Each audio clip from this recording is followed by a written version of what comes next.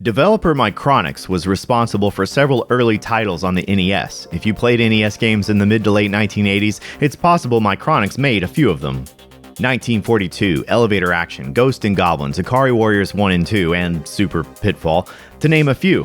Their NES library may not win them any awards for their work, as it does feel a little janky overall, but you can't say that they didn't leave a footprint in the history of the console. We know what the games look like and how they perform, but how did we get here? Let's pick a game and find out.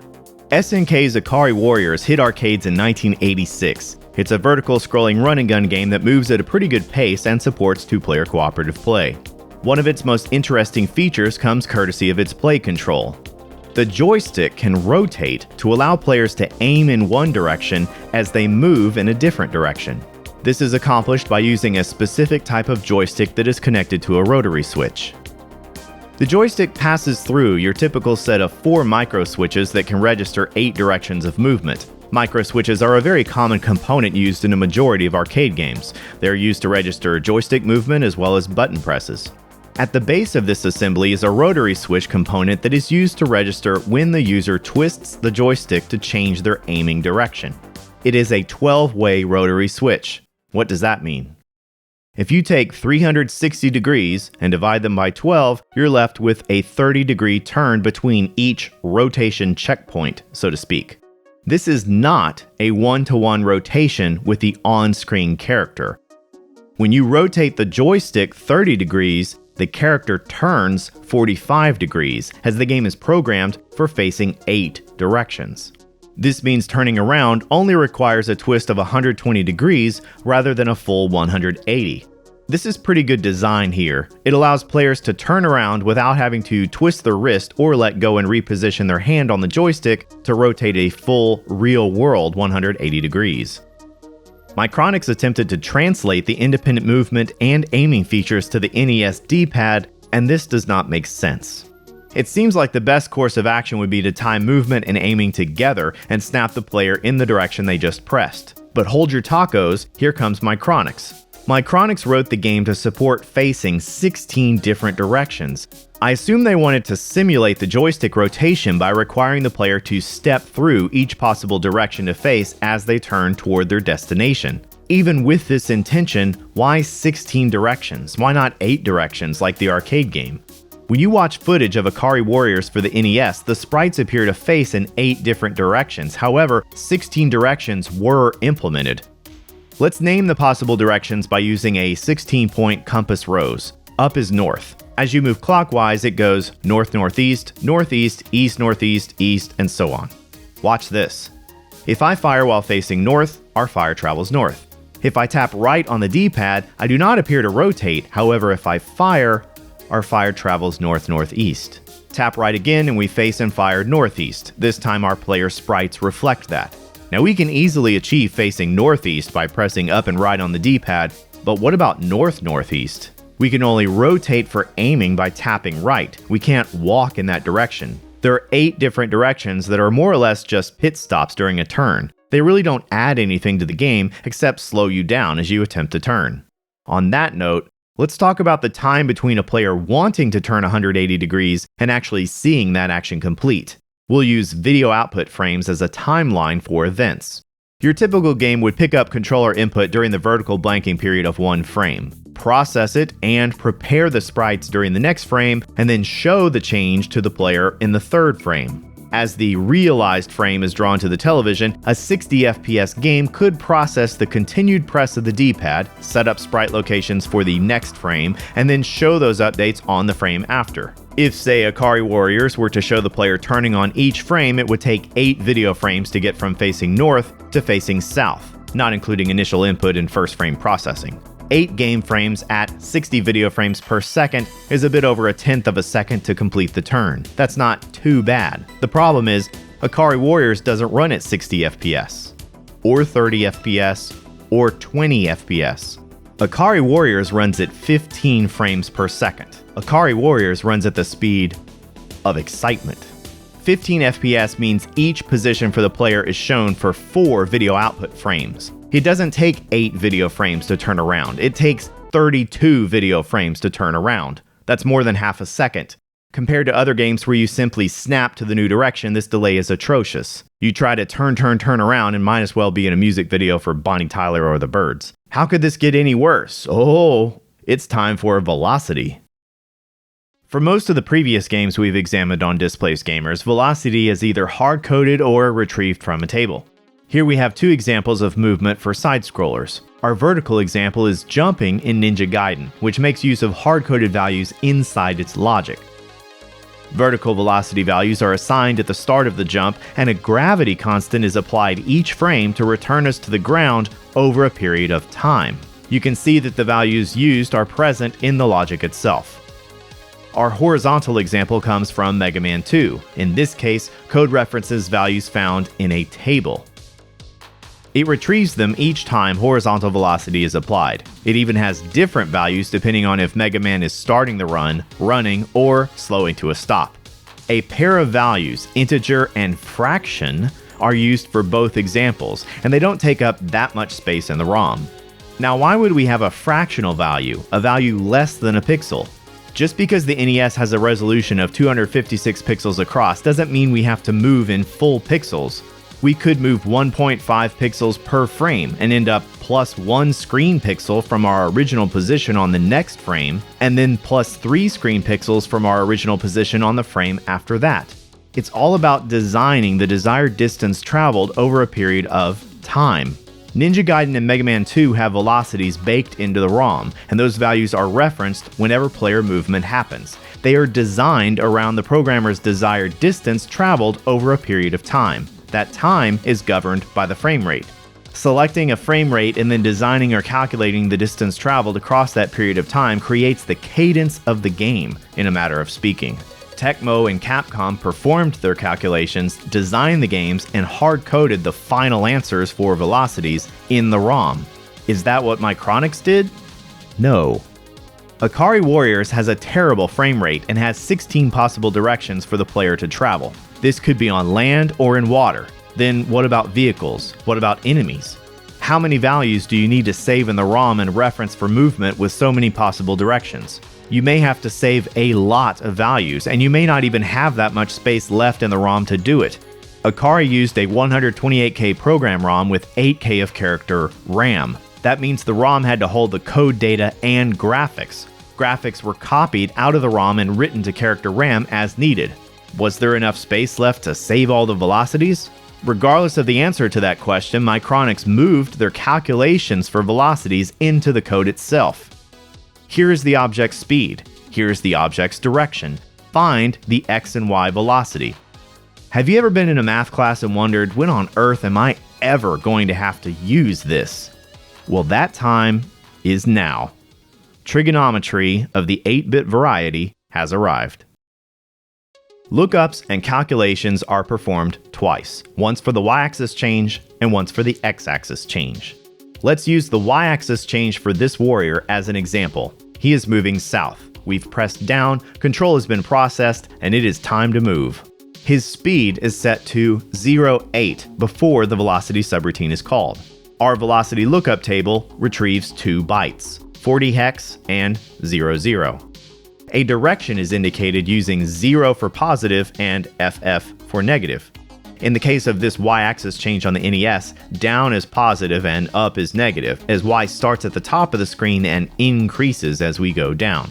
These values are fed into a multiplication subroutine of Doom, and results are moved into the integer and fractional change on the y-axis to apply to the player. The result is downward movement of 2 pixels. That was a lot of work to move 2 pixels. Also, how did we even get 2 pixels from these numbers? Well, these bytes represent fixed point numbers. The NES does not support binary coded decimal or BCD instructions. It also can't do multiplication using native CPU instructions. This did not stop Micronics. Micronics elected to use binary fixed point multiplication and just do everything manually. You want to multiply using 6502 assembly? Write your own multiplication subroutine. You want to have fixed point numbers on an 8-bit processor without binary coded decimal? Treat the bits in the bytes separately.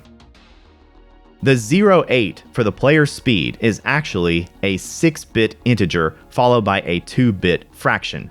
2 bits are enough to let us increment in quarters. 0.25, 0.5, 0.75, simple. So player speed is actually 2.0. Meanwhile, the value from the lookup table, 40 hex, is a 2-bit integer paired with a 6-bit decimal. 2 to the 6th power is 64, so we're using a fixed point decimal with a number out of 64. In this case, our value is 1.0. These numbers are fed into a multiplication subroutine that supports multiplying two binary fixed point numbers together using 40 bits.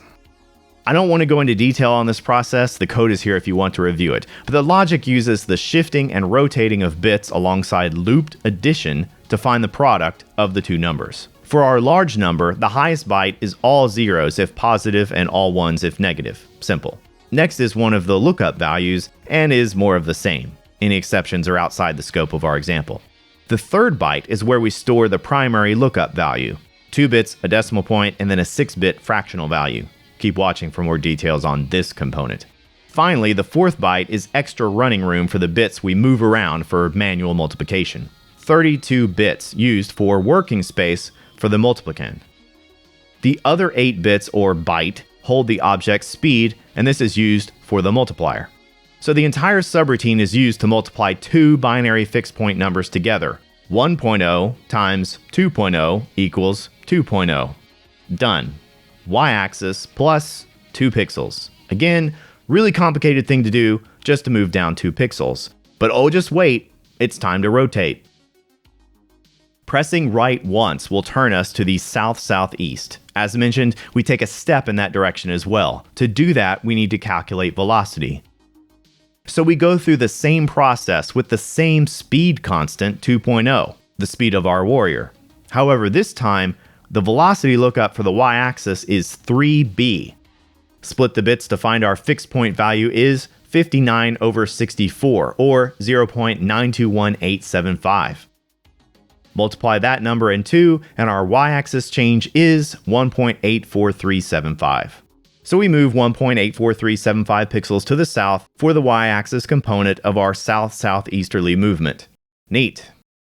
Where did this lookup value originate? How did Micronics select this number? If the number seems calculated instead of guessed, that's because it kinda is. Now this was fun to reverse. Travel is possible in 16 different directions from the center, or origin. 360 degrees divided by 16 is 22.5 degrees. Our angle increases or decreases by 22.5 degrees with each rotation. So if we think of our rotation as an angle on a unit circle, we are moving to the south-southeast. That is 67.5 degrees. As this is a unit circle, the distance from center, or the radius, is 1. We need the y distance in our example, so sine of 67.5 degrees gives us a y distance of 0.923879. This number has to be stored and represented as a fraction with denominator 64, as we are limited to 6 bits. Our lookup value of 59 provided 0.921875, just under the sine of 67.5 degrees, but pretty close. Before looking up whatever the x-axis value is going to be, we can assume it will be very close to the cosine of a 67.5 degree angle. The result of that is 0.382683, and the Ikari Warriors lookup is 24 over 64, or 0.375. The multiplication function is called for each axis, and the result of multiplying a speed of 2 with the sine of 67.5 degrees is a y change of 1.84375, and the result of multiplying a speed of 2 with the cosine of 67.5 degrees is an x-axis change of 0.75 for this single step taken by the player. If they move it all on the next frame, we do the whole thing over again. Aren't you glad there's no test for this? So yes, 8-bit games used real math, and why wouldn't they? It's just that the results were typically baked a bit longer before being stored in a lookup table in the ROM to save CPU cycles. Micronics could have stored these final numbers and gained more CPU cycles, leading to better performance as a result, if enough ROM space was available. They elected to store a sine and cosine lookup table for 22.5 degree steps of a unit circle, values that are compatible with any object, and then apply the object's speed to those numbers in order to find the object's change in x and y. The math is solid, but CPU cycles are sacrificed. The total time required to find the change in X and Y for a single object by using these calculations is about 548 cycles, and don't forget, we still have to apply the change to the object's position. Put more than one object on the screen, and the demand on the CPU for velocity alone is rather high. 4 frames worth of video time are used to prepare the next game frame for a 15 FPS game, and the velocity calculations for each object in the field takes up the time illustrated by the pink boxes. Why does Ikari Warriors run at 15 frames per second? Well, I'll tell you why. This meeting could have been a lookup table. Of course, since the velocity calculation is so granular, that means we can change a single value and make a huge impact. A single hard-coded 08 represents the player's speed. As we know, the 8 bits here represent an integer and a decimal. The actual speed is 2.0. That means we can change this value from 8 to 10 hex and double the player's speed to 4.0. 1 byte, 1 game Genie code, double the movement speed in 16 different directions. Of course, now the player's weapons fire seems a bit sluggish. That speed is 8.0. We could double it to 16.0 and see how things go. We fire faster. These 2 game Genie codes change the pace of the game and also increase the jank as we move faster at 15 frames per second. Notice that our speed drops a lot when in water. It is 1.25 instead of the unmodified ground speed of 2.0. We doubled normal ground speed from 2 to 4. Let's double water speed from 1.25 to 2.5 and try that. Yeah, we're definitely moving. With player speed increased relative to everything else, the game is arguably easier than it was. That said, animation is rather jerky. If you cover a greater distance at a low frame rate, it's going to feel like a slideshow as objects seem to jump across the screen. It does make you wonder if perhaps the game was originally intended for objects to move at a speed closer to Ikari's arcade counterpart, and the game was slowed down to better match the new frame rate. Rather than concern themselves with possible slowdown due to processing too much logic during certain scenes, Micronics may have elected to design the game for 15 FPS in order to accommodate worst-case scenario in terms of performance, and still manage a constant frame rate, even if that worst case were to happen for only a small percentage of gameplay. The alternative is to have a target frame rate and slow down when necessary. This in mind, the final movement speed of the game seems like it compensates for the 15 FPS design, although perhaps too much. Let's run the emulator at 133% speed. This is not a virtual overclock of the NES CPU in order to execute more logic per frame like we've done in the past. This is us telling the emulator to just fast forward everything, in a matter of speaking. Running a 15 FPS game at 133% speed basically creates a crude simulation of a 20 FPS game using the same physics. To be honest, the whole thing feels rather frantic as the turnaround speed is still ridiculous. This in mind, maybe it still feels closer to its arcade counterpart in terms of game speed, even if it isn't a match. Let's return to the real-world 100% game speed, 15 FPS, and re-enable our double velocity for the player and weapons fire. This increase in velocity only increases the size of our turnaround path. We still have to roll 32 video output frames to turn around. If we want to turn faster, we need to eliminate some of these frames. Each direction we can face is represented by a value, 0 through 15. When the player turns right, that number is incremented by 1. When the player turns left, that number is decremented by 1. If we hijack some of these FF values seen here in the ROM, I hope they aren't important, we can replace them with code to perform a double increment and double decrement when the player needs to turn right or left respectively. We'll replace the original code used to perform a single increment and decrement with code to redirect logic to these new locations via subroutine calls. Crude, but it works for an example. This reduces the total number of directions the warrior can face from 16 to 8. More importantly, it cuts turning time in half as there are fewer pit stops during rotation. Of course, a better solution here would be to just snap the warrior in the direction pressed instead of dealing with rotation at all. As we continue to alter physics, we raise a few concerns. Doubling the firing speed will likely throw off collision detection. The projectile is 4 pixels by 4 pixels, centered inside of an 8 by 8 sprite. It previously moved 8 pixels per frame, and collision detection was designed around this rate of movement, hopefully. double the velocity and therefore the distance between game frames, and shots may appear to go through enemies as the shot may skip over their hitbox. You could increase the virtual size of projectiles so they cover a larger pixel area. This would make it easier to hit enemies, but potentially make it easier for them to hit you, should their fire and your fire be considered the same object. We could continue to scratch our heads over decisions like these. Maybe doubling the walking speed is too much. Should we rebalance the speed of all the enemies? Should we completely remove 16 direction support for all objects? Ultimately, we probably want to attempt to improve the frame rate and change play control to be a bit more Contra-like. Reprogramming the Micronics edition of Ikari Warriors would be a fun improvement project. There's certainly a lot more to do than change up the implementation of controls, although perhaps creating a custom rotary controller for the NES and then adding support for it would also be a fun endeavor. Please like and subscribe if you enjoyed this video and want to see more videos like it. I also have a Patreon available if you are interested, and thanks for watching.